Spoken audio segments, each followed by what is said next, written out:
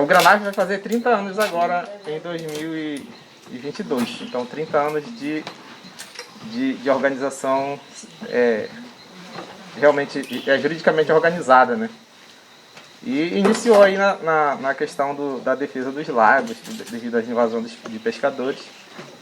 E hoje a gente tem uma atuação social bem ampla, né? Inclusive nós temos aí também na militância da educação do campo há 11 anos, junto com o FOPINECAF agora, que foi criado também, a gente está sempre presente nessa luta. Na questão de gestão ambiental, né, dos recursos, e agora também na questão de recursos pesqueiros, na questão dos lagos. Nesse ano agora de 2022, vamos estar retomando a construção do nosso acordo de pesca, que nós construímos um acordo de pesca para a gestão do recurso pesqueiro nesta região aqui de Paraná de Parintins, Valéria até o Miriti, mas que a gente encaminhou todo esse processo para o IBAMA e não tivemos resposta, né? Inclusive já fomos até pelo Ministério Público buscando resolver essa situação. E agora em 2022 nós queremos retomar, inclusive estou passando em primeira mão isso para vocês, os que são membros do Granave aqui. A gente já tem uma assembleia marcada para o dia 6 de fevereiro, que vai retomar essa discussão da gestão dos recursos, por causa que o ribeirinho ele precisa de peixe para ele comer. Então, com a pesca predatória prejudica esse sistema, ou seja, ela tira dele essa oportunidade, porque aquilo que a gente diz, a gente tem que ter para poder viver bem e poder doar. Quando entra nesse nosso sistema de gestão de recursos pesqueiros que nós temos aí e que fazemos há mais de 40 anos nessa região, quando agora ele foi quebrado, então a gente já não tem mais para doar. A gente está conseguindo se manter e se alimentar, por causa que há toda uma depredação por trás e que tudo isso tem a ver com a questão de alguém que vive da pesca e até outros mesmo que só se aproveitam, né, do recurso para gerar renda. Nós vivemos em tempos difíceis, né, hoje. Sendo membro do Granave desde 98, né, a gente chegou a um ponto de compreender que a educação ela é necessária. Ela é necessária. Nós tínhamos o nosso nível de conhecimento dentro do Granave era somente a 4ª série. Então, a partir de um projeto que nós executamos junto com o IBAMA, que foi o projeto Terra e Água, a gente conseguiu trazer para cá os EJA, solicitando do governo.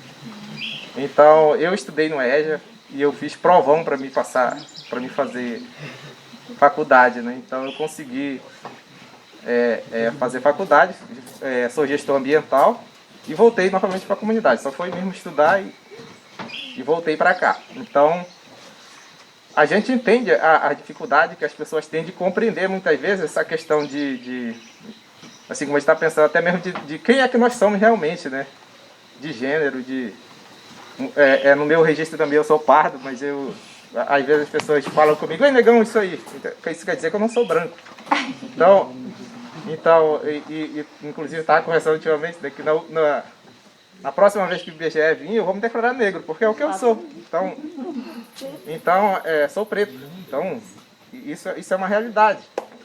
Então, e essa identidade nossa como ribeirinho também, ela precisa ser definida. Ela tem valor, a gente tem muito conhecimento. Muitas vezes a educação que nós recebemos, ela não valoriza isso. Ela faz com que nós queremos sair daqui. Parece que aqui a gente não vive bem aqui.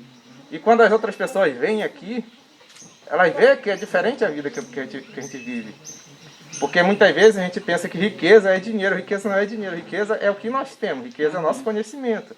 É o nosso saber. Riqueza por exemplo, é o que nós comemos, é o que nós alimentamos. Se nós for transformar tudo isso em dinheiro, nós somos muito ricos. Então, a capacidade da gente ter para distribuir, para doar, para partilhar, é isso quando todos nós somos um ser social. O capitalismo é um sistema que tenta individualizar isso. Então, quando nós pensamos só em nós, aí a gente pode ter muito dinheiro, porque nós não vamos partilhar nada do que nós temos. Mas quando nós entendemos que nós somos um ser social e que os outros precisam também daquilo que nós sabemos, do nosso conhecimento, daquilo que nós temos, aí então a gente não consegue mais ser um ser individual. Porque a gente vai estar sempre na luta, a gente sai, a gente volta, a gente sai, a gente volta, e assim a vida continua.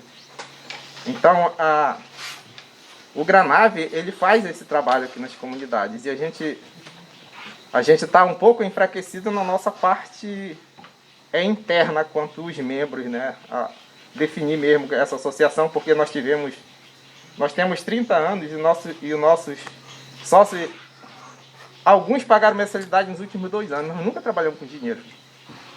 O membro do Granave, ele era aquela força de luta, de trabalho, de ir nas assembleias, de participar das vigílias de lago, de ser um agente ambiental voluntário, de fazer voluntariado, de fazer educação ambiental, de ir para os projetos. Então, isso contava como membro da associação, e não mensalidade. Só que o sistema, ele nos cobra isso. Para nós sermos uma organização social reconhecida, nós temos que fazer declaração, as declarações de uma associação juridicamente constituída, senão nós vamos ficar endividados. E nós já ficamos assim. Então, até para nós sermos um ser organizado, socialmente reconhecido para o poder público, nós temos que pagar para isso. Então aí às vezes nós não sabemos que esse é o sistema que está aí, que entra no nosso meio, para que a gente possa perder nossa própria identidade como pessoa, como ribeirinho, como o nosso jeito de ser. Nós temos aqui 2 que estão formando agora, né? A Raíla e o Adeilson vão estar formando agora no EJA, né? Então, educação que o Estado propõe. Eu fui formado no EJA também. Mas pode perguntar para eles, e para mim também que foi formado, se falaram para eles de Freire alguma vez. Se eles conhecem Paulo Freire pelas aulas do telecurso. E olha que é EJA, né? Educação de jovens e adultos. Então, realmente, o sistema ele não quer essa educação. Não quer, tanto é que nós estamos 11 anos batalhando em Parintins. 11 anos. Então, aqueles que nasceram já são adolescentes hoje. Então, mas a gente não pode desistir. Então, continuar lutando para que realmente isso aconteça. Para que esses valores sejam respeitados.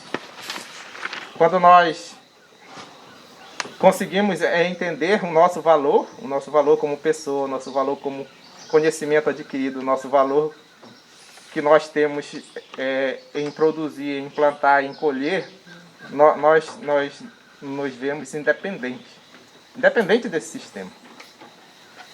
E esse sistema ele não quer isso. Então, quanto mais tiver pessoas vivendo com R$400 do governo, menos nós teremos para partilhar. Isso desarticula as nossas associações, desarticula as nossas organizações sociais. Porque como é que eu vou poder, por exemplo, me deslocar daqui para ir participar do Curumim de Saberes lá no Zé Assu, se eu vivo com R$400? Não tem como. É inviável viver assim. Então, para nós, esse sistema, esse governo que está aí, ele é inviável. Ele não nos ajuda, ele só nos escraviza. Cada vez mais. Cada vez que tiver mais pessoas se contentando em viver com Bolsa Família de R$400, mais pobres nós vamos ficar. Quanto mais pobres nós estivermos, mais dependente do governo nós estaremos. E mais desorganizados socialmente. Porque como é que eu vou partilhar com tão pouco? Não existe. Então a gente precisa falar dessa situação. Eu ainda tive a oportunidade de fazer faculdade em 2009, 2012. E assim eu tinha certeza que e lá eu consigo trabalho. Hoje, quem está aqui não tem mais essa certeza. Por exemplo, eu vou fazer uma faculdade fora daqui e chegar lá eu tenho trabalho. Você não tem essa certeza hoje. Então, é nessa situação que nós encontramos. E muitas vezes é preciso falar de política nas nossas organizações. É preciso falar. É necessário. Eu vejo assim que... E é aquela questão de classe. Quem nós somos? As classes, elas são totalmente... Cada um se organiza na sua. Os ricos, eles não querem ficar pobres de jeito nenhum. E nós, para nós chegarmos a nos formar, a ser um doutor, a ser médico, aquilo que nós almejamos, a gente tem muita dificuldade. Nós somos discriminados. A gente não tem noção de quanto a gente é discriminado. A gente vê isso na própria educação, como acontece. Essa escola aqui, por exemplo, que nós estamos aqui, quem construiu foi os comunitários, não foi o município. Lá de baixo acontece quase a mesma coisa. A gente vive... As escolas da área rural não tem nem banheiro. Aqui nós temos um que foi a comunidade que construiu. Então é assim. E muitas vezes a gente não consegue ver isso. Se nós não tivermos uma visão crítica, nós não conseguimos ver isso. Isso são direitos fundamentais que estão na Constituição. Então por isso a gente precisa se educar. A gente precisa estudar. Para defender esta nossa realidade e melhorar essa nossa realidade. E a gente acredita que ela só vai melhorar realmente com a educação. Sem fugir do valor que nós temos, da riqueza que nós temos, do ambiente onde nós vivemos. Então isso é possível. E é necessário. Porque a sociedade ela não precisa só de médicos, ela precisa também de agricultores, ela precisa de pescadores, ela precisa de educadores. Então ela precisa de músicos, ela precisa de quem cante, ela precisa de quem toque, ela precisa... Então a nossa sociedade é tudo isso. Então a gente precisa pensar dessa forma. Então nós estamos numa crise que quando a gente convoca para reunir, ninguém vai. Mas isso é resultado da pobreza que nós estamos. Resultado da pobreza que nós vivemos. Porque como é que eu vou me deslocar se eu só tenho R$100? Eu tenho que comprar gás que custa 120. É essa a nossa realidade. Então nós conseguimos viver bem aqui. Se nós formos avaliar a nossa... Quem viu, por exemplo, a reportagem aí que a Globo passou dos Yanomamis? Cara, é uma tristeza. Dá dó de ver. E isso é esse governo que está fazendo. Então como apoiar algo assim? Vai vir a reeleição e ele vai estar de novo. Então vamos pensar na nossa realidade. Aquilo que acontece lá reflete na nossa realidade. E nós como classe, que luta para conseguir direito, nós lutamos para conseguir direito e ser reconhecido, a gente precisa estar organizado. Então por isso as organizações que estão aqui são necessárias para que a gente possa estar cada vez mais unidos. A gente precisa falar dessa realidade para os jovens, a gente precisa falar dessa realidade para as crianças na educação. A gente precisa de falar isso sempre. A gente precisa retomar a educação ambiental, a gente precisa retomar, pelo menos, que aqueles que vivem conosco tenham o básico de conhecimento da nossa realidade e de que se o nosso direito fosse respeitado, nós viveríamos aqui bem e muito melhor, porque nós temos direito à educação, à saúde, à habitação, muitas coisas que aqui não chegam. Então, assim, a gente está aí, estamos na luta, continuamos, né? Estamos nessa... A nossa realidade é essa. E a gente precisa de gente assim, que como vocês se disponham de vir para cá, de conversar, de ouvir. Porque a mudança ela acontece com isso, né? Com a troca de conhecimentos, com a troca de saberes, com a troca de realidade. E ninguém vai gostar daquilo que não conhece, vocês só vão gostar daquilo que vocês veem. Então é uma boa causa, então vamos lutar por isso. Então que a gente possa compreender essas coisas da nossa vida, que não é simplesmente nós vivemos aqui e que nós não temos que conhecer as realidades, a realidade da política, a realidade das classes que dominam e a nossa própria realidade, a nossa própria identidade como pessoa, como ser humano.